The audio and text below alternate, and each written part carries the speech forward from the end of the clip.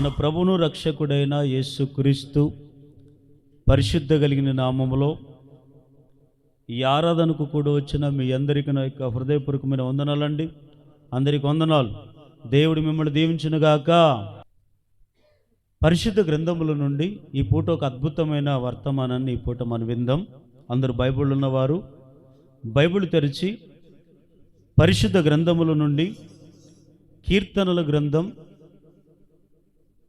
మొదటి కీర్తన 1, 2, 3, 4 వచనాలు అందరు కలిసి చదువుదాం. దుష్టుల ఆలోచన చొప్పున నడవక, పాపుల మార్గమున నిలవక, అపహాసకులు కూర్చుంటున్న చోటున కూర్చుండక, యెహోవా ధర్మశాస్త్రమందు ఆనందించుచు దీవారాత్రములు దాన్ని ధ్యానించువాడు ధన్యుడు.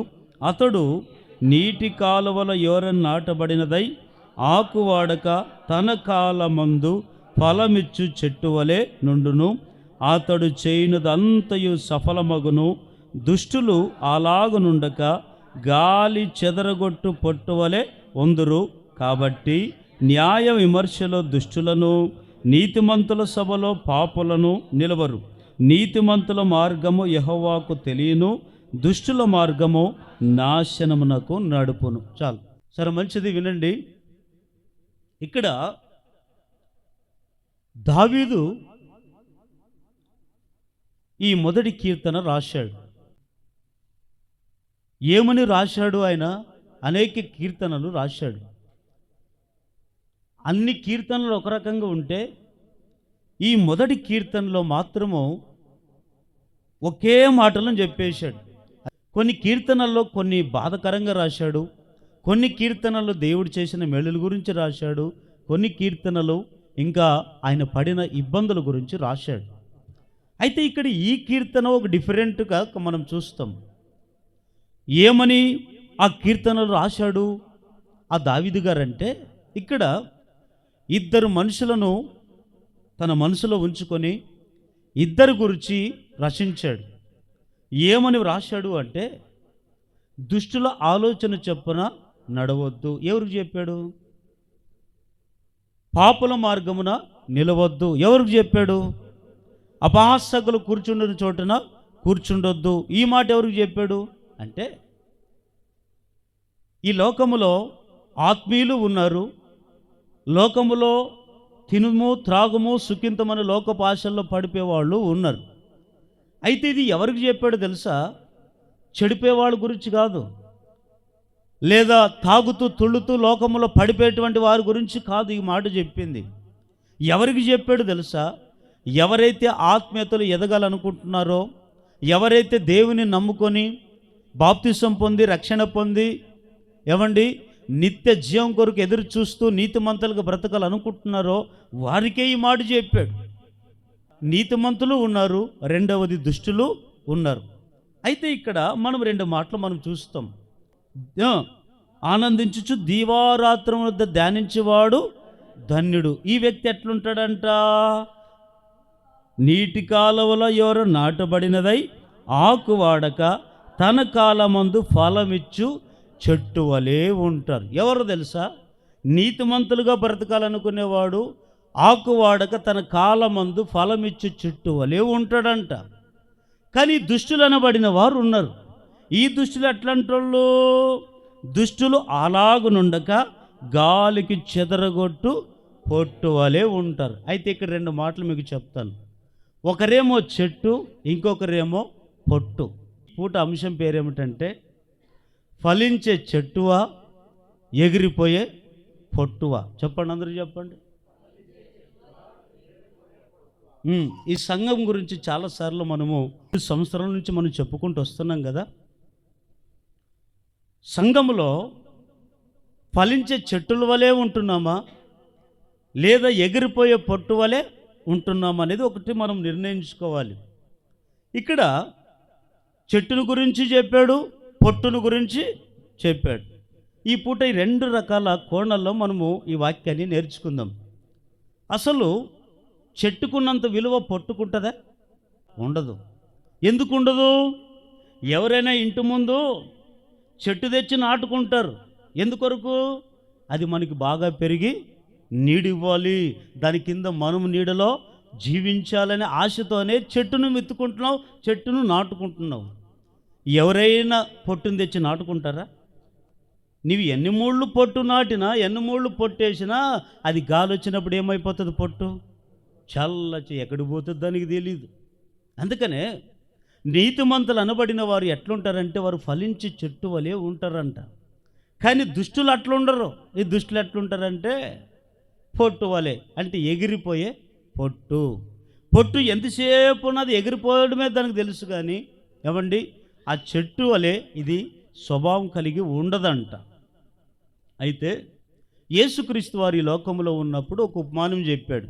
ఏమని ఉపమానం చెప్పాడు ఆయన అంటే, ఒక ఆయన వ్యవసాయకుడు ఒక పొలంలో గోధుమలు విత్తాడు. గోధుమలు విత్తిన తర్వాత అర్ధరాత్రి వేళ, అంటే అర్ధరాత్రి చీకటి ఉంటుంది, వెలుగు ఉంటుందా? చీకటి ఉంటుంది. అర్ధరాత్రి వచ్చి అపవాది అనేటువంటి వాడు వచ్చి ఆ గోధుమల మధ్య ఏమి విత్తిపోయాడు? గురుగులు విత్తిపోయాడు. ఇప్పుడు పొట్టు గోధుమల నుంచి వస్తుందా, గురుగుల నుంచి వస్తుందా?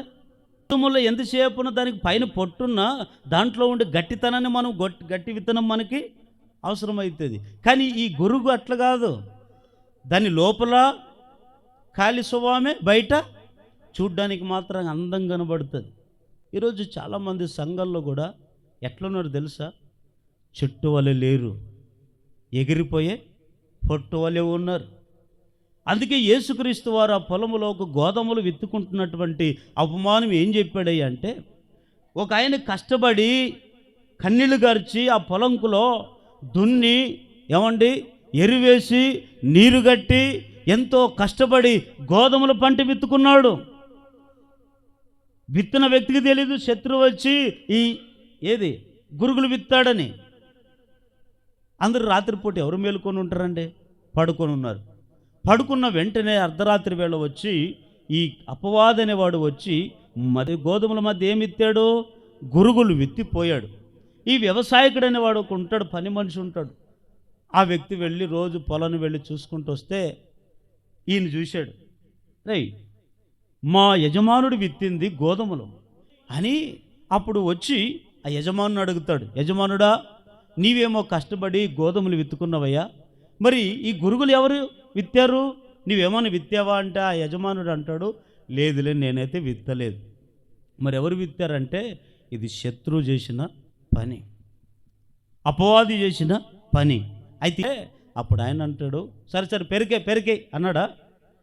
ఆయనకన్నాడు, వద్దొద్దు ఉండు, రెండిటిని ఎదగని. మన విత్తిన గోధుమలు విత్తాము, అపవాది విత్తిన గురుగులు విత్తబడ్డాయి సంఘంలో. రెండిటిని ఇప్పుడు పీకితే, అందుకే ఇప్పుడు పెరగకూడదు. దీనికి ఒక రోజు వస్తుంది. ఆ రోజు ఏమిటో తెలుసా? కోతకాలం.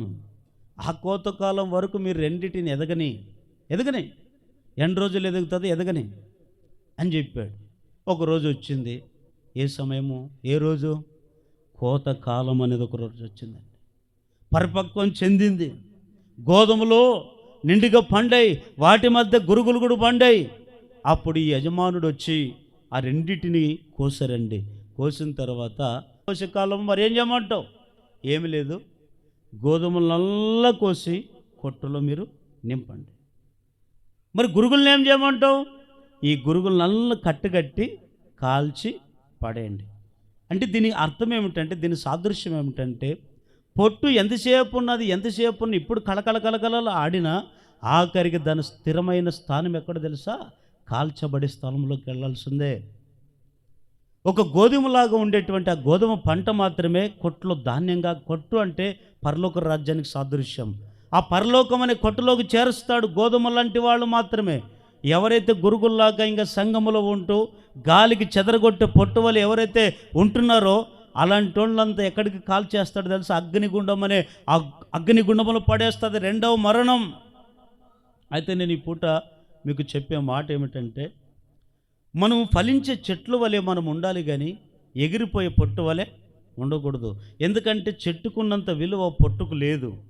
సంఘములో మనం చెట్టు వలె ఉంటేనే, చెట్టు వలె మనం మారితేనే దేవుడు మరింతగా మనల్ని అభివృద్ధి పరుస్తాడు. అందుకని ఈ మాట అంటాడు. లూకా సువార్త 3వ అధ్యాయం 17వ వచనం చదవండి. ఆయన చేట ఆయన చేతిలో ఉన్నది, ఆయన తన కళ్ళెమును బాగుగా శుభ్రము చేసి తన కొట్టులో గోధుమలు పోసి ఆరని అగ్నితో పొట్టు కాల్చివేనని అందరితో చెప్పెను. చూడండి, బాప్తిసం ఇచ్చే యోహాను ఈ మాట చెప్తున్నాడు. ఏమని? ప్రజలందరికీ చెప్పాడు. ఆయన కళ్ళెం చేస్తున్నాడు. కళ్ళెంలో గోధుమలు ఉన్నాయి, గురుగులు ఉన్నాయి. అయితే ఇప్పుడు యేసుక్రీస్తు వారు కూడా ఏముంది ఆయన చేతిలో? చాటు ఉంది. ఈరోజు నువ్వు గురుగులులాగా ఉండొచ్చు, గోధుమలాగా. నీవు గురుగుగా ఉన్నా, గోధుమలాగా ఉన్నా, ఇప్పుడు నువ్వు బయటకు పడకపోవచ్చు. ఒకరోజు నీ కథ, నీ భవిష్యత్ అంతా ఎక్కడ కనపడుతుంది తెలుసా? చాట్లో కనపడుతుంది. చాట. నీ విశ్వాసివే, పిశాసివే? నిజంగా మారినావా? నామకార్థంగా మారినావా? మనుషులు నమ్మించేక మారినావా? లేదా ఏదో స్వార్థం కొరక? ఇవన్నీ కూడా ఎప్పుడు బయటపడతాయి అంటే, దేవునితో ఒక చాట్ ఉంది. ఆ చాటులో ఎత్తుకొని తూర్పు పోసినప్పుడు గట్టి విత్తనాలు మాత్రం ఆయన దగ్గర రాశిలాగా పడుతుంది, పొట్టంతా కొట్టుకొని. అయితే ఇప్పుడు మనం అందుకే కీర్తనకాడు అంటాడు, ధర్మశాస్త్రం అందు ఎవరైతే ఆనందిస్తూ దివారాత్రము ధ్యానిస్తారో వారు ఫలమిచ్చే చెట్టు వలె ఉంటారు. కానీ దుష్టులు అట్లాగుండరంట. వీళ్ళు ఎంతసేపు ఎగిరిపోయే పొట్టు. ఈ పొట్టు ఈరోజు కాకపోయినా రేపైనా ఇది ఎగిరిపోతుంది. ఇచ్చే యోహాను కూడా అదే అంటాడు. ఆయన దగ్గర ఒక చాటు ఉంది, కళ్ళం బాగా శుభ్రం చేసి అప్పుడు ఏమైతే తెలుసండి, గట్టి విత్తనాలు మాత్రం కింద పడతాయంటే పొట్టంతా ఎగిరిపోతుంది. పరిశుద్ధ గ్రంథంలో ఇంకొక మాట కూడా మనం చూస్తే, ఓ తండ్రికి 2 కుమారులు ఉన్నారు కదా. ఒకడు యవనస్తుడు, ఇంకొక ఆయన పొలం పని చేసుకునేవాడు.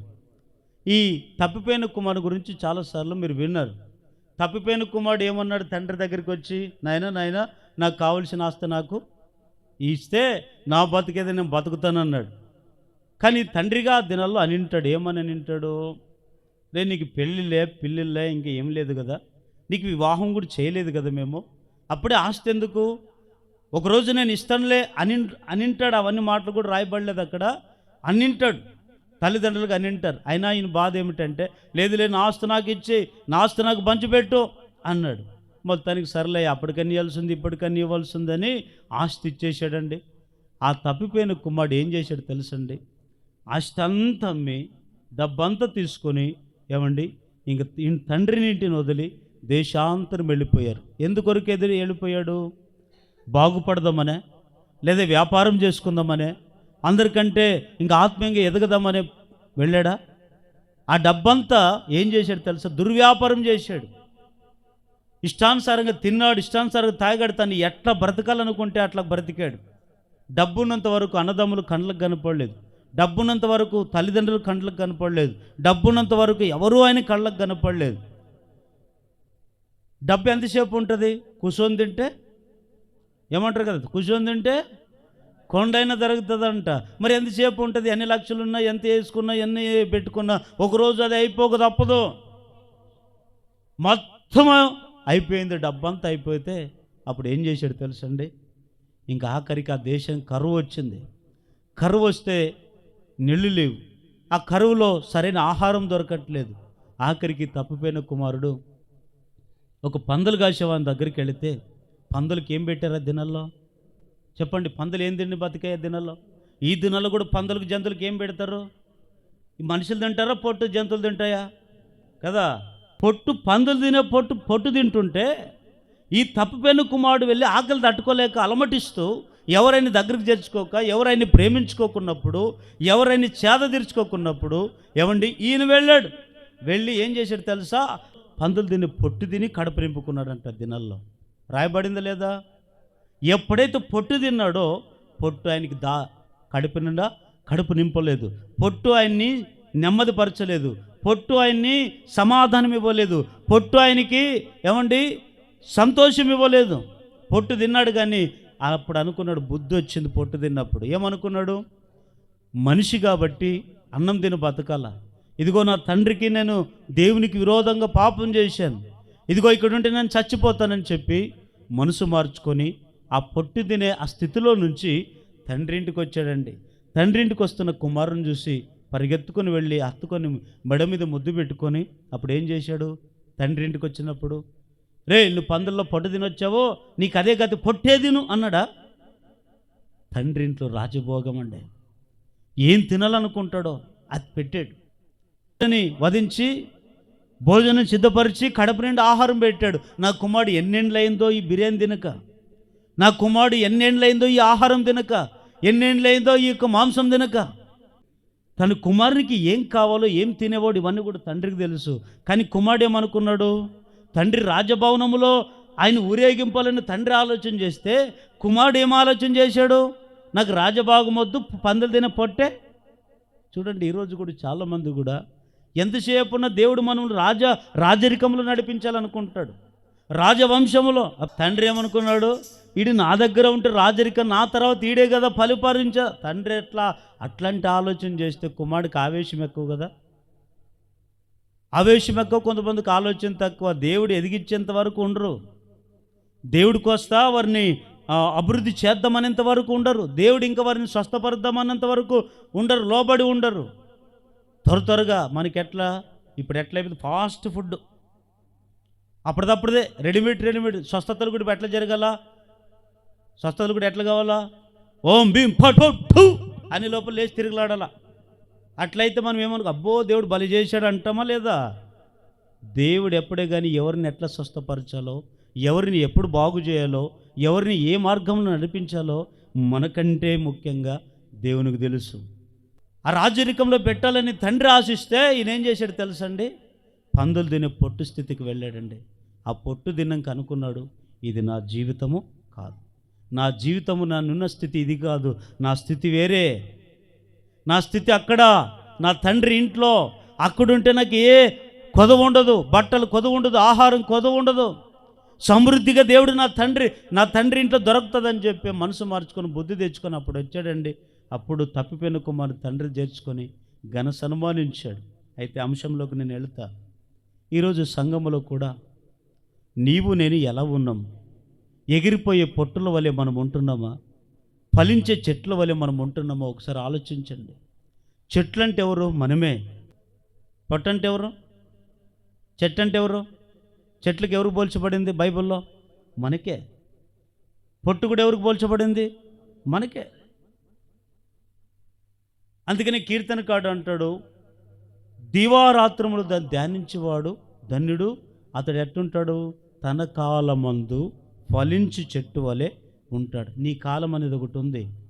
సహోదరుడా సహోదరి, గుర్తుపెట్టుకో, నాకు ఇంకా సమయం రాలేదు, నాకు ఇంకా నా పరిస్థితి ఇంతేనా, ఇదే స్థితేనా, ఇది అప్పుల పరిస్థితేనా, దేవుని కొరకు ప్రయాసపడుతున్నాను, దేవునికి మేలులు చేస్తున్నాను, దేవుడు నాకేం చేశాడు, దేవుడు నాకేం చేయలేదే అని కొన్నిసార్లు కృంగిపోవచ్చు కొంతమంది. నీ కాలం ఇంకా రాలేదని గుర్తుపెట్టుకో. నీ కాలం వచ్చినప్పుడు నువ్వేం చేస్తావు? ఫలిస్తడం మొదలు పెడతావు. హల్లెలూయా. మన కాలం అనేది ఒకటి ఉంది. ఆ కాలం ఈరోజు రేపని చెప్పట్లేదు, కానీ దేవుడు నీకు నిర్ణయించిన కాలం అనేది ఒకటి ఉంది. ఆ కాలం ముందు నువ్వు ఏం చేస్తావు తెలుసా? ఫలించే చెట్టు వలె నువ్వు మార్చబడతావు. హల్లెలూయా. ఈరోజు చాలామంది ఫలించే చెట్ల వలె సంఘములో లేరు, ఎగిరిపోయే పొట్టు వలె ఉన్నారు. కొంతమంది ఎవరైనా ఒక మాట అంటే చాలు ఎగిరిపోతారు. ఇంకా ఇక్కడ వద్దులే, ఇంకో సంఘానికి వెళదాం, ఇక్కడ బాధలు ఎక్కువైంది, ఇది ఎక్కువైంది, ఇక్కడ ఉండేదానికంటే ఇంకో మంది అక్కడికి వెళతావు. వానికి ఎక్కడికి పోతే ఏముంది? ఎక్కడికి పోయినా కదా, ఎక్కడికి పోయినా తన్నులే ఉంటాయి. కానీ వాళ్ళేమో రా నాయన, ఎన్నాళ్ళకు మహిమ సంఘం నుంచి మా సంఘానికి వచ్చావు, రా ఇడు కూసో, నీకోసం సింహాసనం వేసి అంటారా? ఒకసారి ఆలోచించండి. ఈరోజు నువ్వు ఎలా ఉన్నావు? నీ పరిస్థితి ఏమిటి? ఎగిరిపోయే పొట్టులా కనబడుతున్నావా? లేదా ఎన్ని శోధనలు వచ్చినా, ఎన్ని బాధలు వచ్చినా తట్టుకొని నిలబడదాం, ఒక చెట్టు వలె మారుదామనే ఆలోచన నీకుందా? చెట్లు కూడా గాలి విసురుతాయి, పొట్టుకు కూడా గాలి, వింటున్నారా? చెట్లకు కూడా గాలి విసురుతుంది, పొట్టుకు కూడా గాలి విసురుతుంది. కానీ చెట్టు స్వభావం ఏమిటంటే, ఎంత సుట్రుగాలు వచ్చినా, ఎంత తుఫాను వచ్చినా, ఎంత అలజడలు రేగినా ఆ చెట్టు అలాగే ఉంటుందా లేదా? ఉంటుంది. ఇది పొట్టుకు చెప్పండి, కొద్ది గాలి పెట్టండి, పొట్టులో శ్రేష్టత ఉంటుందా, నాణ్యత ఉంటుందా? చెట్లో నాణ్యత ఉంటుందా? కదా. ఇప్పుడు చెట్టు దానికి ఎంత గాలి కూడా విసురుతుంది, పొట్టులాగే దానికి కూడా గాలి విసురుతుంది. కానీ పొట్టి ఎగిరిపోయినట్ల చెట్టు ఎగిరిపోదు. పొట్టికి చెట్టుకి చాలా తేడా ఉంటుంది. బైబిల్లో కూడా కొంతమంది గొప్ప గొప్ప దైవజనులు ఏమిటికి పోల్చుకున్నారు తెలుసా? చదవండి ఆ మాట. కీర్తన గ్రంథం 52వ కీర్తన 8వ వచనం. నేనైతే దేవుని మందిరములో ఎట్లున్నాడంటీనా? ఎట్లా పెట్టుకొని నేనైతేనండి గట్టిగా, నేనైతే దేవుని దేవుని మందిరములో ఎట్లుండాలంట? పచ్చని ఓలీవ చెట్టు వలె. ఎవరన్నారు ఈ మాట? దావీదు రాశాడు. ఆయన ఎవరి గురించి? భార్య గురించి చెప్పలే, పిల్లల గురించి చెప్పలే, స్నేహితుల గురించి చెప్పలే, ఎవరి గురించి చెప్పలేదు. ఏమనుకున్నాడు తెలుసా? ఒకరి గురించి నాకు అనవసరం. నీ భార్య మారలేదా? ఇంకా ఆమె ఇష్టం. చెప్పి మనమేం చేస్తాము? ఇంక నేనైతే అదే మాట అనేది. పిల్లలకు చెప్పి వాళ్ళ పిల్లలు మారలేదా? వాళ్ళ గురించి నాకు అనవసరం. ఇంకా నేనైతే. ఇంక స్నేహితునికి చెప్పి ఆయన మారలేదా? ఇంక నేనైతే. తల్లిదండ్రులకు చెప్పి వాళ్ళు మారలేదా? ఇంక వాళ్ళ గురించి అనవసరం, నేనైతే అన్నాడు. ఇంకొకరి గురించి నాకు అనవసరం. నేను చెప్పే మాటకు చెప్పాను. నేను చెప్పే మాట ఒకరు మారలేదు, నేనేం చేయమంటావు అన్నట్టుగా ఏమన్నాడు తెలుసా? నేనైతే. ఒకరి గురించి నాకు అనవసరం. నేనైతే దేవుని మందిరములో ఏ చెట్టులాగా ఉన్నాడంట? పచ్చని ఒలీవ చెట్టు. అయితే ఇక్కడ వినండి, ఈరోజు మనం కూడా సంఘములో దేవుడు చేర్చాడు కదా, మనం ఏ చెట్ల వల్లే మనం ఉండాలి తెలుసా? ఒక ఓలివ చెట్టులాగానే ఉండండి, ద్రాక్ష చెట్టులాగానే ఉండి, మొత్తానికి చెట్టు వల్లే మనము ఉండాలి. హల్లెలూయా. ఏ రకం పక్కన పెట్టండి, కానీ చెట్టు వల్లే ఉన్నామా? అంతే. అంటే చెట్టుకుండే స్వభావం ఏమిటంటే, అది ఎంత గాలి వచ్చి దాన్ని కొట్టినా, ఎంత దాన్ని పడగొట్టాలని చూసిన గాలి, చెట్టు మాత్రం గాలికి తట్టుకొని నిలబడుతుంది. ఈ దావీదేమన్నాడు? చెట్టుకు పోల్చుకుని నేనైతే ఓలివ చెట్టు వలె ఉన్నాను. ఎక్కడున్నాడు? దేవుని మందిరంలో పచ్చని ఓలివ చెట్టు వలె ఉన్నాడు. ఇంకొక వ్యక్తి ఎవరయ్యా అంటే ఆదికాండం 49వ అధ్యాయం 22వ వచనం. రేపు ఫలించెడి కొమ్మ, ఊట యొద్ద ఫలించెడి కొమ్మ, దాని రెమ్మలు గోడ మీదకెక్కి వ్యాపించును. ఈయనెవరు తెలుసా? యోసేపు అనే వ్యక్తి గురించి రాయబడింది. ఈ వ్యక్తి ఎట్లున్నాడు తెలుసా? చెట్టు ఫలించే చెట్టు వలె ఉన్నాడు. అంటే తండ్రి పెట్టిన మాట. ఇంకొక పేరు పెట్టాడు, దీవిస్తూ యాకోబుకి ఎంతమంది కుమారులు? 12 మంది కుమారులు. ఈ 12 మంది కుమారులు కూడా ఒక్కొక్క కుమారుని పిలిచి తన స్వభావం చెప్పాడు. ఒకడు తోడేలాగా ఉన్నాడంట, ఇంకొకడు 2 రకాల తలంపులు కలిగి ఉన్నాడంట. ఇట్లా ఒక్కొక్క కుమారుని గురించి, స్వభావాల గురించి చెప్పాడు. చెప్తూ ఆఖరికి ఈ యోసేపు గురించి చెప్పిన మాట, యోసేపు నువ్వు ఫలించే చెట్టు వలె నువ్వు ఉంటావు. నీ గోడ మీదకి ఎక్కువ నీ కొమ్మలంతా కూడా నీ తీగలు, నీ గోడ మీదకి ఎక్కువ నువ్వు ఏం చేస్తావు? నీ తీగలు రెమ్మలంతా కూడా వ్యాపిస్తాయి. అంటే నువ్వు ఫలిస్తావు, నీ సంతతి ఫలిస్తుంది, నీ భార్య పిల్లలు ఫలిస్తారు, నీ సంతతి అంతటి కూడా ఫలిస్తుంది అని ఆ దినాల్లోనే తండ్రిగా చెప్పాడు. అయితే ఇప్పుడు చెట్ల వలె ఉండేవాళ్ళు ఎవరు? ఒకరు దావీదు, రెండవది యోసేపు. వీళ్ళు ఏం చేశారు తెలుసా? ఎగిరిపోయే పొట్టుల వలె లేరు ఆ దినాల్లో. ఎట్లా ఉన్నారో తెలుసా? ఫలించే చెట్టు వలె ఉన్నందుకే వారు బహుగా ఫలించారు. గట్టిగా లేలేని చెప్పండి.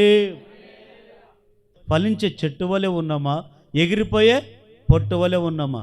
ఫలించే చెట్టు వలె ఉండేవారు ఎవరంటే నీతిమంతులు. ఎగిరిపోయే పొట్టు వలె ఉండేవారు ఎవరు? దుష్టులు, దుర్మార్గులు, ఈ లోకములో దేవుని నమ్మక ఇంకా ఇష్టానుసారంగా తిరిగేవాళ్ళు. ఈరోజు సంఘములో ఎగిరిపోయే పొట్టులాగా మనం ఉందామా? ఫలించే చెట్టులాగా మనం ఉందామా? గట్టిగా లేలు చెప్పండి. దేవుని చేతులకు చాటు ఉందని మాట గుర్తుపెట్టుకోండి. ఈరోజు మనము సంఘములో మనము కళకళలాడుతూ అట్లా కనబడొచ్చు, కానీ నీ బతుకంతా ఒకరోజు దేవుని చేతిలోకి, నా బతుకంతా ఒకరోజు దేవుని చాటులోకి మనములందరూ కూడా చెరుగుతాడు. చెరిగి అప్పుడు ఏం చేస్తాడు? ఫలించేదైతే చాట్లు నిలబడుతుంది, ఎగిరిపోయే పొట్టు అయితే గాలి కొట్టుకొని పోతుంది. ఈరోజు నువ్వు పొట్టులాగా ఉంటే నువ్వు కాల్చబడడానికే పనికొస్తావు, కానీ దేనికి పనికిరావు. పొట్టు వలె ఉండొద్దు. ఎట్లుండు? ఫలించే చెట్టు వలె ఉందువుగాక. అయితే ఫలించే చెట్టు, ఫలించేవారు ఎలా ఉంటారు? వారి స్వభావాలు ఎట్లుంటాయి? ఒక 2 మాటలు చెప్పి నేను ముగిస్తాను. 92వ కీర్తన 13వ వచనం. నీతిమంతులు ఖర్జూర వృక్షం వలె మొవ్వవేయుదురు, లెబనోని మీద దేవదారు వృక్షం వలె వారు ఎదుగుదురు. యెహోవా మందిరములో నాటబడిన వారై వారు మన దేవుని ఆవరణములో వర్ధిల్లుదురు. గట్టిగా హల్లేలూయా చెప్పండి. ఈ ఫలించేవారు ఎట్లుంటారంటే, ఒకటి నాటబడి ఉంటారంట, చెట్లులాగా ఉంటారంట. అంటే ఇప్పుడు ఇక్కడ అంటాడంటే ఈయన అదే దావీదు ఏమంటాడో తెలుసా? మీరు దేవుని యెహోవా మందిరంలో నాటబడిన వారై. ఇప్పుడు ఉదాహరణ మీకు అర్థమయ్యేటట్టు చెప్పాలంటే, మన ఇంటి ముందు ఏదైనా ఒక చెట్టు కొనుక్కొని వచ్చి అక్కడ గొంతు తవ్వి ఏం చేస్తాం? దాన్ని నాటుతాము లేదా? నాటుతాం కదా. నాటిన వెంటనే ఏం చేస్తాము? నీళ్లు పోస్తాం. నాటిన వెంటనే ఏం చేస్తాం? ఎరువేస్తాం. నాటిన వెంటనే ఏం చేస్తాం? దానికి కావాల్సిందంతా పెడతాం. అది ఏం చేస్తుంది? మనం పోసే నీళ్లు తాగి మనం పెట్టే ఆ ఆహారం తిని అది ఏమవుతుందంటే ఎదుగుతుందంట. అంటే దీని అర్థం ఏమిటంటే, చెట్లాగా ఉండేటువంటి వాళ్ళు, ఫలించే చెట్లాగా ఉండేటువంటి వాళ్ళు ఏం చేస్తారో తెలుసా? మొదటగా వాళ్ళకు ఉండే స్వభావం ఏమిటంటే, ఎక్కడైతే దేవుడు నిన్ను నాటాడో అక్కడ వాడు స్థిరంగా, అది దాని అర్థం. నాటబడడం అంటే స్థిరంగా ఉండడం. నాటబడడం అంటే దేవుడు ఎక్కడైతే నిన్ను ఉంచాడో, ఏ ప్లేస్నైతే నిన్ను నాటాడో అదే ప్లేసులోనే దేవుడు నిన్ను ఏం చేయాలనుకుంటాడు? ఆశీర్వదించాలనుకుంటాడు. అందుకే దేవుడు నిన్ను నాటాడు. నాటబడినటువంటి మనము ఏం చేయాలి తెలుసా? స్థిరులై ఉండాలి. ఈ దేవుని ఆవరణములో, దేవుని మందిరములో స్థిరంగానే ఉండాలి. ఎదిగే కొద్దీ అదేం చెట్టు కాసే పండ్లు కాసే చెట్టుకేనంట ఏం పడతాయి? మరి అదే ముండ్ల చెట్టుకి వేస్తారా? ఎందుకు? నీవు ఎదిగే కొద్దీ, ఆశీర్వదింపబడే కొద్దీ ఎవరో ఒకరు నిన్ను అంటుంటారు. నీవు బాగుపడే కొద్దీ ఎవరో ఒకరు నిన్ను వచ్చి నిన్ను పెరికేయాలని చూస్తారు. ఈ అపవాదు మామూలోడా? ఒకరి దగ్గరికి పోడు, నీతోకి పోతాడు, నీతో ఒక మాట చెప్తాడు. ఇంకొకరి దగ్గర పోతాడు, ఇంకో మాట చెప్తాడు. ఇంకొకరి దగ్గర ఇంకొక మాట చెప్తాడు. ఈ మాటలు విన్న నీవు ఏం చేయాలి తెలుసా?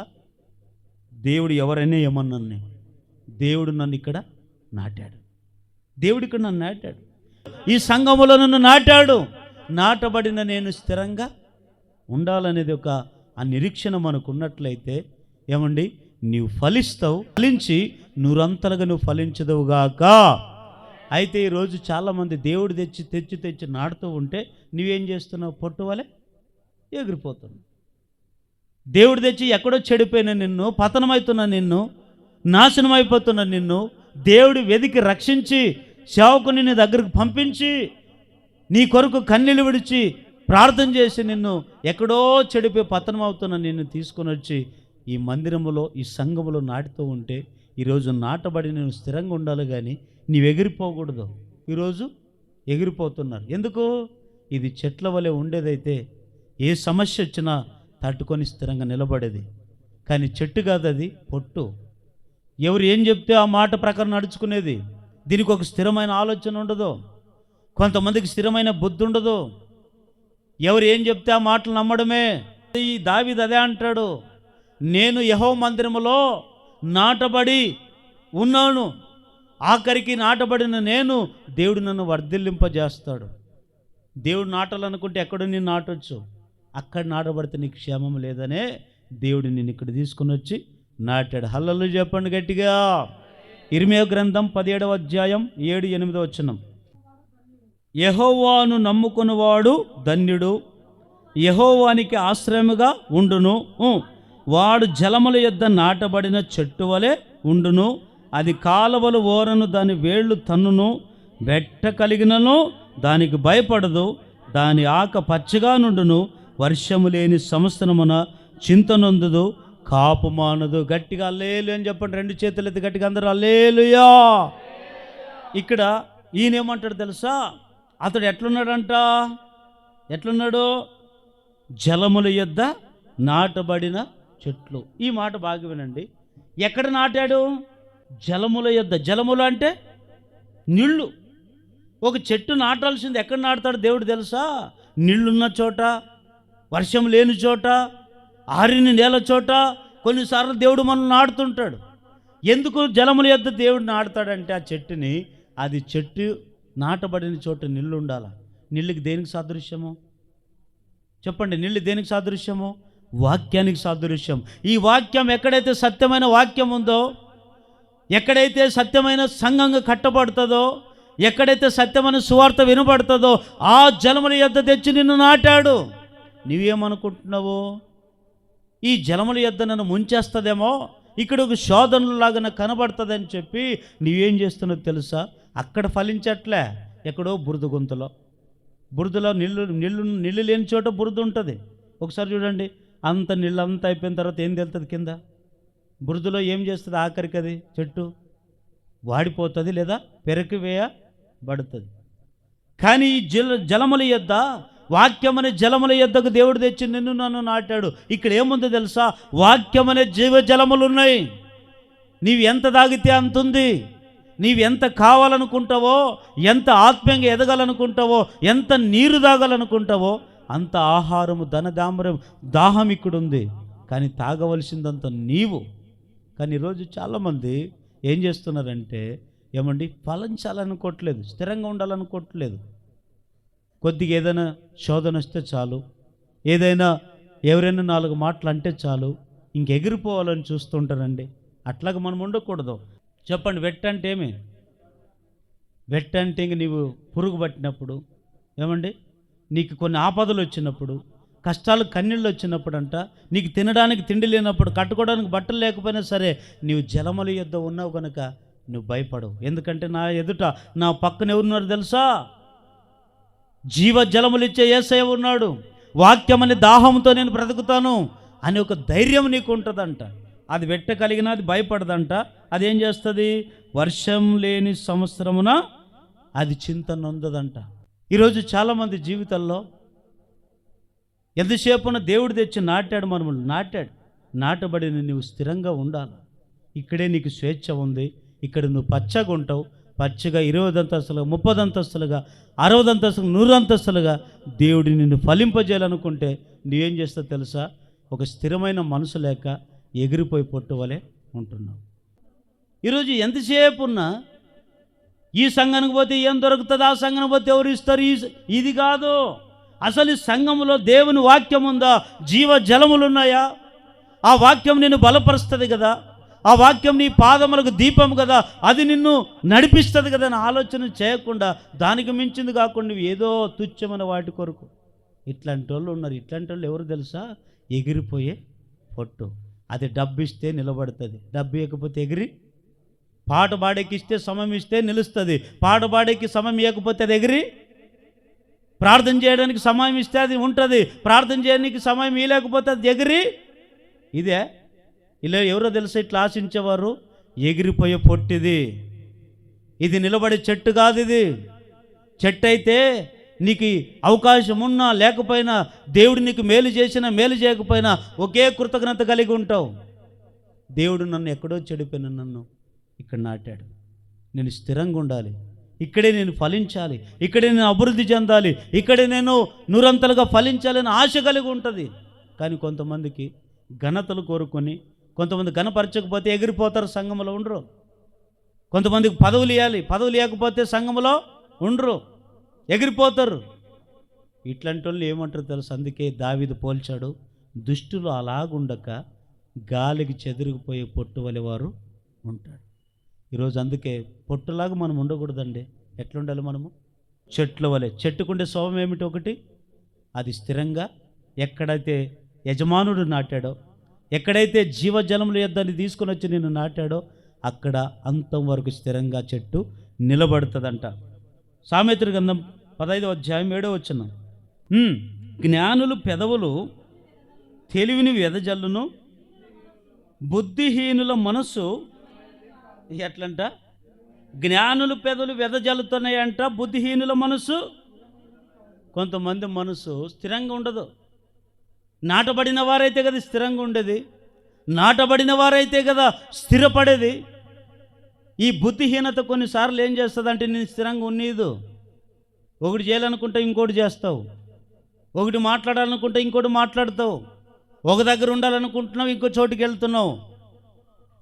చూడండి, ఈ బుద్ధిహీనుల మనసు ఎప్పుడు స్థిరంగా ఉండదంట. ఈ స్థిరము లేని మనసు ఏమిటితో సమానం తెలుసా? ఎగిరిపోయే పొట్టుతో సమానం. ఈరోజు చాలామంది మనసు స్థిరం లేక. కొంతమంది మందిరానికి వచ్చినా మనసు నిలకడ ఉంచుకోరు, స్థిరంగా ఉండరు. మందిరానికి వచ్చినా ఆ మనసు ఏదో ఏదో ఒక కోల్పోయిన అనుభవాలు. చాలామంది బుద్ధిహీనత కొందరిని వెంటాడుతుంది. అందుకని అంటాడు, జ్ఞానుల పెదవులు వెదజల్లును, బుద్ధిహీనుల మనసు స్థిరంగా ఉండదంట. స్థిరంగా ఉండదండి. ఆ స్థిరమైన మనసు లేని వాళ్ళు నాటబడరండి. అందుకని పౌలు గారు ఏమంటాడు, మొదటి తెస్సలోనికి రాసిన పత్రిక 3వ అధ్యాయం 8వ వచనం, అనగా మీరు ప్రభునందు స్థిరముగా నిలిచితురుగా మేము బ్రతికినట్టే. అందరూ బాగా వినండి, గట్టిగా లేని చెప్పండి. దేవుని బిడ్డలారా, దేవుడు ఒక్కొక్క చెట్టు వలె మనల్ని ఇక్కడ నాటాడు. ఎక్కడ? దేవుని మందిరంలో నాటాడు. నాటబడిన నువ్వు ఎట్లుండాలి? స్థిరంగా నిలబడాలి. స్థిరంగా నిలబడితే అప్పుడు మీరు స్థిరంగా నిలబడితే మేము బ్రతికినట్టే. అంటే ఒక సేవకుని బ్రతికించాలంటే విశ్వాసం ఏం చేయాలి? నాటబడిన చోట స్థిరంగా ఉండాలి. దేవుని వాక్యం బ్రతికించాలి, సంఘాన్ని బ్రతికించాలి, సేవకుని బ్రతికించాలంటే నాటబడిన నీవు ఎట్లుండాలి? స్థిరంగా ఉండాలి. అప్పుడే సేవకునికి ఏం కలుగుతుందంటే సంతోషం కలుగుతుంది, బ్రతికింపజేస్తాడు. ఇంకా సేవలో మరింత ముందుకు అడుగు వేయడానికి సేవకునికి మరింతగా ప్రయాసపడతాడు. కానీ ఈరోజు మనం ఎట్లున్నాం తెలుసా? బాప్తిసం ఇటు తీసుకుంటాం, ఏమండి, ఇంకొక మందిరానికి వెళ్తాం, వాక్యం ఇటు ఉంటావు, కానుకలు ఇంకొకరికి ఇస్తావు, ఇక్కడ మేలులు పొందుకుంటావు, ఇంకెక్కడో నీ ప్రతిఫలాన్ని ఎక్కడ? ఇది దేవుడు పెట్టిన క్రమమా? దేవుడు పెట్టిన నియమమా? అది కాదు కదా. ఇట్లాంటి ఒకవేళ అలాంటి ఆలోచనలు మనకు ఒకవేళ ఉన్నట్లయితే ఈ ఆలోచనలు ఎవరో తెలుసా? అది ఎగిరిపోయే పొట్టుతో సమానం. ఒకరోజు ఆ బుద్ధిహీనతే నిన్ను ఎక్కడికి పంపిస్తుంది? ఎగిరిపెట్టేట్లుగా. బుద్ధి వద్దండి. ఎట్లుండి తెలుసా? జ్ఞానం కలిగిన బుద్ధి మనకందరికి ఉండునుగాక. ఈరోజు సేవకుడు బతకాలంటే, సంఘం బతకాలంటే, ఏమండి, సంఘం బాగుపడాలంటే నాటబడిన చెట్టుగా ఉన్న నీవు నాటబడిన చోటే ఎట్లుండాలి? స్థిరంగా ఉండాలి. ఈ స్థిరత్వంలో కూడా నీకు కొన్ని శోధనలు రావచ్చు, అవమానాలు రావచ్చు, నిందలు రావచ్చు. ఎన్నొచ్చినా నువ్వు తట్టుకొని స్థిరంగా నిలబడగలిగితే నువ్వు ఒక పచ్చని ఓలివ చెట్టు వలె దేవునికి కనబడదువుగాక. అక్కడే 2వ పేతురు రాసిన పత్రిక 3వ అధ్యాయం 17వ వచనం, మీరు ఈ సంగతులు ముందుగా తెలుసుకొని ఉన్నారు గనుక మీరు నీతి విరోధుల తప్పు బోధల వలన తొలగింపబడి మీకు కలిగిన స్థిర మనస్సును విడిచి పడిపోకుండా కాచుకొని ఉండుడి. ఈ పేతురు ఏమంటాడు? మీరు ఒకవేళ ఇటు అటు కొట్టుకొని పడుతున్నారేమో, అలలు కొట్టుకోబడినట్లుగా మీ హృదయాలు ఉన్నాయేమో. నేను అంటాను, మనుషుల బోధలు నీవు వినొద్దు. నీకు దేవుడు విచేచన జ్ఞానం ఇచ్చాడు, ఒకే ఉపదేశం నీకు ఇచ్చాడు. అందుకే ఒక సంఘములో దేవుడు నాటాడు. నిన్ను ఎక్కడ పడితే అక్కడ నాటలేదు, తప్పుడు మార్గంలో నిన్ను నాటలేదు. వాక్యం దొరికే చోట నిన్ను నాటాడు. వాక్యం దొరికిన చోట వాక్యంతో దేవుడు నీతో మాట్లాడతాడు కదా, ఆ మాటని నీ విను. వేరొక్కరి మాట చెవులోకి తప్పుడు బోధల వైపు మీ మనసులు పెట్టకండి.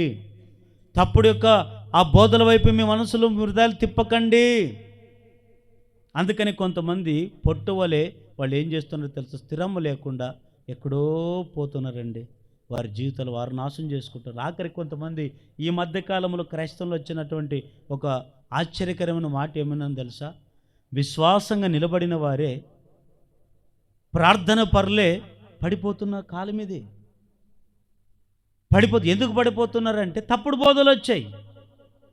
ప్రతి దాంట్లో ఏలు పెట్టకూడదు, ప్రతి ఒక్కరి బోధ వినకూడదు. అదేమంటే ఆయన కూడా దేవుని మాటలు కాదవి కొందరు చెప్పే మాటలు. సాతాను కూడా దేవునికి బోధ చెప్పలేదా? నీవు దేవుని కుమారుడు అయితే నీ రాళ్ళని రట్టెలుగా చేసుకొని తిను, ఇది కూడా ఒక బోధే. ఒకసారి ఆలోచించండి. ఇవన్నీ కూడా ఎందుకు చెప్తున్నానంటే, ఒక పొట్టు వలె మనిషి మారుతున్నాడు. పొట్టు వలె మనం ఉండకూడదు, చెట్ల వలె మనం ఉందముగాక. అందుకే కొంతమంది ఏది పడితే అది తినొద్దు. దేవుడు మనకు సంఘానికి ఉపదేశం ఇచ్చాడు. ఒక వాక్య జీవజలములు ఉన్నాయి. ఆ జీవజలములో దీంట్లో మనము నాటబడి ఉండి స్థిరంగా ఉన్నట్లయితే ఆ వాక్యపు నీరే నిన్ను పెంచుతుంది. ఆ వాక్యపు నీరే నిన్ను పెంచుతుంది.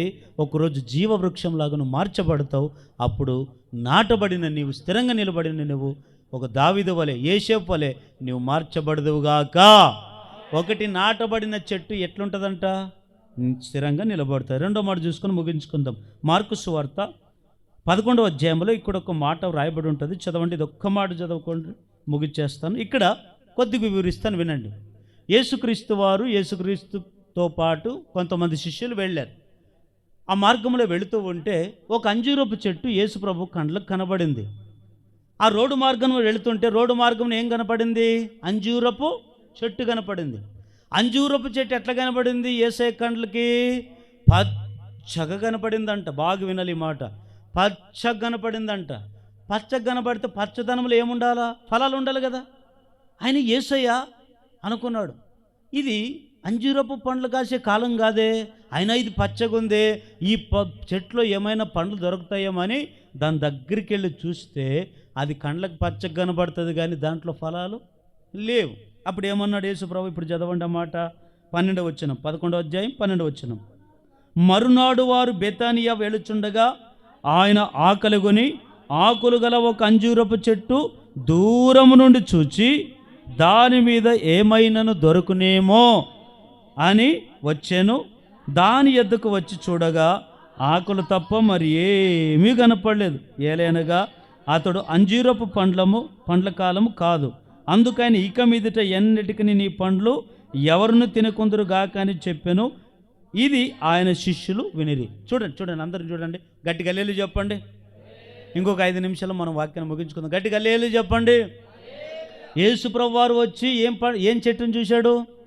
అంజూరపు పండు ఎట్లా కనపడింది? యేసు ప్రభు కండ్లకి పచ్చగా కనపడింది. పచ్చగా కనపడిన చోటు ఏముండాలి? ఫలాలు ఉండాలి కదా.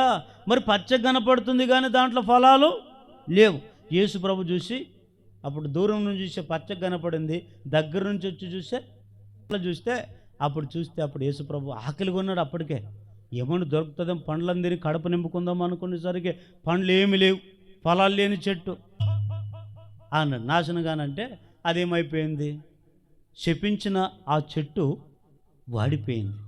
మరుసటి దినాన యేసుప్రభు అదే మార్గంలో వచ్చి యేసుప్రభు శిష్యులు అందరూ వచ్చి అప్పుడు పేతురు యోహానులు ఊక ఉంటారా, ఆ ఎండిపోయిన చెట్టును చూశారు. అరే, నిన్నటి వరకు యేసుప్రభు శపించుకోకముందు ఆ చెట్టు పచ్చగా ఉంది, యేసుప్రభు శపించిన వెంటనే ఏమైపోయింది? చెట్టు ఎండిపోయింది అని. అప్పుడు ఏమంటారు? ఇప్పుడు చదవండి. అక్కడ ఎక్కడ చదువుతారు? 20వ వచనం చదవండి. ప్రొద్దున వారు మార్గను పోచుండగా ఆ అంజూరపు చెట్టు వేళ్ళు మొదలుకొని ఎండి ఉండుట చూచిరి. అప్పుడు పేతురు ఆ సంగతి జ్ఞాపకం తెచ్చుకొని, బోధకుడా, ఇదిగో నువ్వు శపించిన అంజూరపు చెట్టు ఎండిపోయిన ఆయనతో చెప్పాను. అందుకు యేసు వారితో ఇట్లనే, మీరు దేవుని యందు విశ్వాసం ఉంచుడి. ఎవడైనా నీ కొండను చూసి నీవు ఎత్తబడి సముద్రములో పడవేయమని చెప్పి తన మనసులో సందేహింపక తాను చెప్పినది జరుగునని నమ్మిన ఎడల వాడు చెప్పున్నది జరుగునని మీతో నిశ్చయముగా చెప్పు. అంటే ఇక్కడ ఏమంటున్నారు తెలుసా? ఈ శిష్యులందరూ వచ్చి అంటారు, బోధకుడా, నీవు శపించిన చెట్టు ఎండిపోయింది అంటే యేసుప్రభు వెంటనే ఏమన్నాడు? ఏయ్ అల్ప విశ్వాసులారా. దేని గురించి చెప్పాడు తెలుసా? దీని అర్థం ఏమిటయ్యా అంటే, అంజూరపు చెట్టు చూడ్డానికి పచ్చగా కనపడుతుంది కానీ దానికి ఫలాలు లేవు. అంటే ఇప్పుడు చాలామంది చూడ్డానికి క్రైస్తవులమే, చూడ్డానికి అందరు దేవుని నమ్ముకున్న వాళ్ళమే, చూడ్డానికి అందరు బైబిల్ పట్టుకున్న వాళ్ళమే, చూడ్డానికి అందరు మందిరానికి వచ్చేవాళ్ళమే, కానీ అన్నీ బాగానే ఉన్నాయి. కానీ అందరి కండ్లకు పచ్చగా క్రైస్తవులండి అని చెప్పుకునే స్థితిలో ఉన్నాము. కానీ మనలో ఏమి లేవు తెలుసా? ఫలాలు లేవు అని దాని అర్థం. అంటే మీరు అంటారు, అన్న ఏం ఫలాలన్నా? మేము కూడా యాపిల్ పండ్లు కాయాలా? మేము కూడా ఏమన్నా ఇవేవే ద్రాక్ష పండ్లు కాయాలా?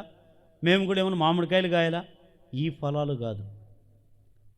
అసలు ఇక్కడ యేసు ప్రభు వారు ఎంట వెళ్తున్నారు కానీ వారికి ఇంత కూడా విశ్వాసం లేదు. ఈరోజు ప్రార్థన చేస్తున్నావు కానీ విశ్వాసం లేని ప్రార్థన, మందిరానికి వస్తున్నావు కానీ ఆసక్తి లేని ప్రార్థన, దేవుని వాక్యం వింటున్నావు కానీ మార్పు లేని జీవితం. వాక్యం వింటున్నావు, ఏం మార్పు వచ్చింది? ఏం గ్రహించుకుంటున్నావు? అందుకని ఇట్లాంటి వాళ్ళు ఎవరు తెలుసా? పచ్చగా కనపడుతున్నారు కానీ వారిలో ఫలాలు లేవంట. అందుకే ఇంకొక ఉపమానం కూడా చెప్పాడు యేసు ప్రభు వారు. ఏ ఉపమానం తెలుసా? ఒక ద్రాక్ష తోటలో అంజూరపు చెట్టు ఒకటి నాటుకున్నాడంట ఒక ఆయన దినాల్లో. నాటితే ద్రాక్ష తోట అనేది సంఘానికి సాదృశ్యం, అంజూరపు చెట్లు అనేది మనుషులకు విశ్వాసాలకు సాదృశ్యం. అంజూరపు చెట్టు ఏమవ్వాలి? 3 ఏళ్ళ నుంచి దాన్ని ఎదిగిస్తే కాపు కాస్తున్నారు, నీళ్లు పోస్తున్నారు, అన్నీ చేసిన 3 ఏళ్ళ నుంచి చూసినా ఎక్కడేసిన గొంగ ఫలాలు లేనిది. అప్పుడు యజమానుడు వచ్చి ఆ ఎరువేసేవాడిని పిలిచి అంటాడు, రే ఈ చెట్టు అంజిరపు చెట్టు నాటుకుని 3 ఏళ్ళు అయింది కదా ఈ ద్రాక్ష తోటలో, మరి ఏ ఫలము లేని దాన్ని దీన్ని ఎందుకు పెట్టావురా, దీన్ని పెట్టుకు పారే, దీని నిమిత్తము ఈ ద్రాక్ష తోట నాశనం అవుతుంది, దీని నిమిత్తము ఇది వేస్ట్ అవుతుంది, పెరుగుబాడాయి అంటే అప్పుడు ఈయనంటాడు, వద్దయ్యా వద్దు, 3 ఏళ్ళ నుంచి ఇది కాపు కాయలేదు, 3 ఏళ్ళ నుంచి ఇది ఫలాలు లేదు, చెట్టు అయితే నాటుకున్నాం కానీ దీనికి ఫలాలు లేని చెట్లాగా ఉందయ్యా, నేనైతే నీరు కట్టేది నీరు కట్టాను, ఎరువేసేది ఎరువేసాను, దానికి కావలసినవన్నీ వేసాను, మరి అది ఫలించలేదు, నేను ఏం చేయమంటావు అంటే యజమానుడు అంటే పీకి పడే. ఈయన అంటాడు, వద్దయ్యా ఉండు, కాస్త ఓపిక పట్టు, ఈ సంవత్సరం అంతా నేను బాగా ఎరువేస్తాను, ఈ సంవత్సరం అంతా నీరు కడతాను, ఈ సంవత్సరం అంతా కావలసినదని నేను వేస్తాను, ఇది ఏమైనా ఈ సంవత్సరం ఫలిస్తే ద్రాక్ష తోటలో ఉంచుదాం, ఫలించలేదనుకో పీకి, ఫలించలేని దాన్ని మనం ఏం చేస్తాం, ఇంట్లో పెట్టుకుంటామా? ఇప్పుడు ఆ చెట్టు 3 ఏళ్ళు చూస్తున్నారు, ఏ ఫలాలు లేవు, మరి ఫలాలు లేని దాన్ని ఏం పని? అందుకే యేసయ్య అంటాడు, నేను ద్రాక్షవల్లిని, మీరు తీగలు, నాలో ఫలించే ప్రతి తీగను ఉండనిస్తాను, ఫలింపని తీగను పెరిగి పడేస్తాను, ఎవడు నా యందు నిలిచి ఉంటాడో వాడు బహుగా. ఈరోజు ఎందుకు మనం ఫలించలేకపోతున్నామో తెలుసా? ఎందుకు ఫలించలేకపోతున్నామో తెలుసండి? కొంతమంది లోకపు ఆశల వల్ల, శరీర కోరికల వల్ల, ధన వ్యామోహం వల్ల, అవిశ్వాసం వలన ఈరోజు మనం ఫలించలేకపోతున్నాం. దేవుని యందు నిలిచి ఉండట్లేదు. కొంతమంది 1 సంవత్సరం నిలబడతారు, 3 నెలలు నిలబడతారు, 6 నెలలు నిలబడతారు దేవునిలో, అంతకు మించి ఇంకా నిలబడే వాళ్ళు కనబడట్లేదు, ఎగిరిపోయి పొట్టు వలె కనబడుతున్నారు. ఆ మధ్య ఓ సేవకుడు అన్నాడంట, ఓ సేవకుడు బాగా ప్రార్థన చేసుకుంటుంటూ అందరూ ప్రార్థనలను వాక్యంలో దంచి వాక్యం చెప్తుంటే అట్లు గుద్ది అట్లు ఉండాలి ఇటు వాక్యం చెప్పాడంట. బాగా ఎదురుగా ఒక ఆయన కూర్చొని టవల్ వేసుకొని ఇట్లా అన్నాడంట, ఈ సేవకులకు ఉన్నంత సుఖం ఎవరికి లేదు చూడప్ప అనుకున్నారంట మనసులో. ఈ సేవకులకు ఉన్నంత సుఖం ఇంకెవ్వరికి లేదు, ఏదో 2 మాటలు చెప్తారు దుర్మాటలు, అట్లా ఆయన అనుకున్నాడంట. ఏదో 2 మాటలు చెప్తాడు, ఆ ఇంటికి పోతే ప్రార్థన చేస్తే వాళ్ళకి 50 వీళ్ళకి 100, ఇదే బాగుండేది, నాని 24 గంటలు కష్టపడాలా ఈ పొలం పని. సరే నేను కూడా ఇప్పటి నుంచి బైబిల్ పట్టుకుని నేను కూడా సేవకుడు అవుదాం అనుకున్నాడంట. అనుకుని ఒకసారి రద్దీ అంట అనుకుని ఒకసారి ఏం చేసి జరిగిందంటే, అందరు ఇంట్లోకి వెళ్ళి చేద్దామని భోజనానికి వెళితే అందరు కూర్చున్నారంట. కూర్చొని ఈయన అనుకున్న వ్యక్తి అన్నాడంట, సార్ మీ అంత సుఖం ఎవరికి లేదు సార్, మీ అంత మీకు అట్లా. ఈ సేవకుడు నవ్వుకున్నాడంట, బాబు నీకు ఎట్లా అర్థమైందా, సరే నువ్వు కూడా కొద్దిగా బైబిల్ పట్టుకొని మా వెనక సువార్తకు రా, ఓసారి మా పని ఎట్లుంటుంది చూద్దువా అని అంట. ఓ నిలబడే వాక్యం నాకు తెలిసింది, మారేమో మారుతమ్మ 2 మాటలు చెప్తే అయిపోయి, అవ్వాదం ఉంది 2 మాటలు చెప్తే అయిపోయి, ఏం ఆదం పుట్టిండే ఏం సచ్చిండే అయిపోయి అన్నాడంట. సరే అట్లా అందరు రా నా వెనక అన్నాడంట. సరే బైబిల్ తీసుకొని తెల్లబట్టలు వేసుకున్నాడంట. అప్పుడు ఈ సేవకుడు పలానా రోజు పలానా గ్రామానికి సువార్తకు పోవాలి మనము, నా వెనక రా అన్నాడంట. ఈయన ఇంకా కొత్త మోజు కదా, కొత్త మోజు, ఇంకా 5-6 గంటలకు పోవాలనుకున్నాడు, 3 గంటలకు నువ్వు నిద్ర పట్టట్లేదంట. ఎప్పుడెప్పుడు తెల్లగవుతుంది, ఎప్పుడెప్పుడు తెల్ల బట్టలు వేసుకొని స్నానం చేసుకొని సెంటు కొట్టుకొని సార్ రా మరి రెడీ ఇంకా 5 అయింది నాయన, తొందర పడొద్దు, ఇంకా మనకి నీకు ఊరొచ్చడానికి 1 గంట సేపు సమయం ఉండు. 6 గంటలకు పిలిచాడంటే వచ్చాడంట. ఒక గ్రామానికి వెళ్ళారంట. గ్రామానికి వెళితే ఇంకా ఒక ఇంట్లో పిలిచి ఇంట్లోకి పిలిచి భక్ష్యాలు పెట్టారంట. వాళ్ళు భక్ష్యాలు పెట్టి బిర్యానీ అన్నీ పెట్టి, అబ్బా బాబు ఇది చాలు జీవితం, ఇది యేసయ్య ప్రేమ, లైఫ్ అయిందా. ఆ గ్రామం అంతా సువార్త చేశారు. ఇంకొక గ్రామానికి వెళ్ళారు. వీళ్ళు ఎప్పుడైతే యేసుక్రీస్తు గురించి యేసయ్యని నమ్మండి అని సిలువ కూర్చున్నటువంటి వార్త వినపడుతుందో, ఈ గుడికడ మారేం గుడికడ కట్టలు పట్టుకొని కూర్చున్నారంట, గర్రని అటు కూర్చున్నారంట. కూర్చొని యేసయ్యని నమ్మండి అనుకుంటూ వచ్చారంట. వీళ్ళు మామూలు వీళ్ళు కట్టెలు పట్టుకుంటారంట. దగ్గరికి వాళ్ళు కొత్త చెప్తామని ఇంకొకటి రాళ్ళు ఒకటి కట్టెలు పట్టుకొని ఒక 30-40 మందికి ఉన్నారంట. ఉంటే వీళ్ళు వచ్చి యేసు ప్రభు నమ్మండి, అందరికంటే అరిసేదేవుడు ఇదే, యేసయ్యని నమ్మలా నమ్మాల ఇటు నమ్మాల మొత్తం ఈయనే నమ్మలేడు, మరో నమ్మాల వచ్చారంట.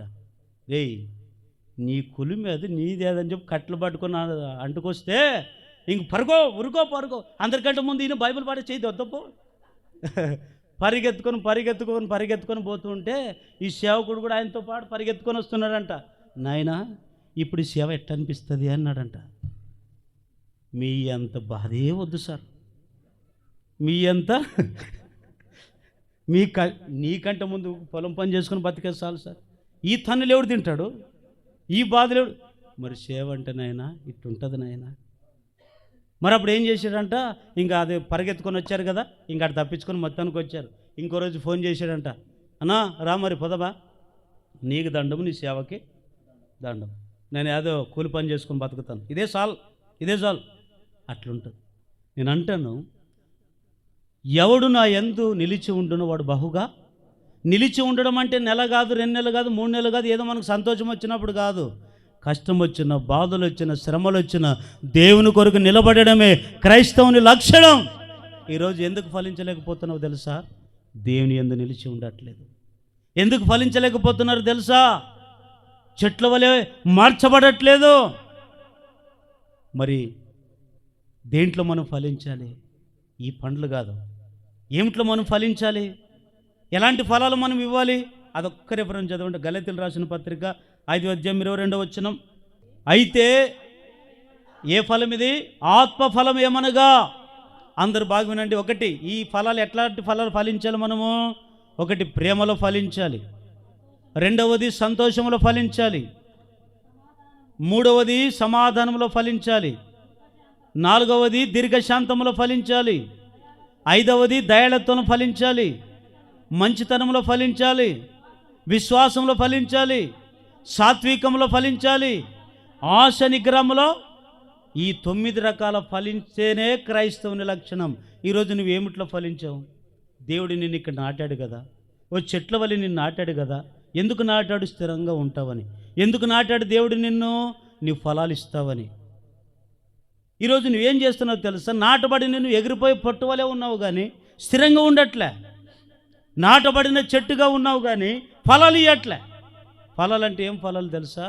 ఈ అంజూరపు పండ్లు, యాపిల్ పండ్లు, అరటి పండ్లు, ఇవి కాదు ఫలాలు, ఆత్మ ఫలాలు. ఈ ఆత్మ ఫలాలు ఏమిటో తెలుసా? 1 ప్రేమ. ఎదుటోళ్ళని ప్రేమించు, ఎవరినైనా ప్రేమించు. వాళ్ళు నిన్ను ప్రేమించారు, నువ్వు వాళ్ళని ప్రేమించు. ప్రేమలో ఫలించండి. ప్రేమలో ఫలించట్లేదు, కోపాలు, ద్వేషాలు పెట్టుకుంటున్నారు. ఏం ఫలిస్తున్నావు? ఒకరికి అంటే ఒకరు పడకాయ ఆ సంఘంలో ఇంకా ఎగిరిపోయి పొట్టిది. సమాధానంలో ఫలించండి, మంచితనంలో ఫలించండి, ఆశ నిగ్రహంలో ఫలించండి, విశ్వాసంలో ఫలించండి. రోజు నీ ఫలించాలి కానీ నీవు ఎగిరిపోయి పొట్టు వలె ఉండకూడదు. హల్లెలూయా. ఆశ నిగ్రహం అంటే ఏమిటో తెలుసండి? తెలుసు ఎవరికైనా ఆశ నిగ్రహము? కొందరికి ఆశ నిగ్రహం లేదు. నిగ్రహం ఉంటుంది. ఏ నిగ్రహం ఉంటుంది? ఇంక నిలకడలేదు, మాకే నిగ్రహం ఉంటుంది అంటారా?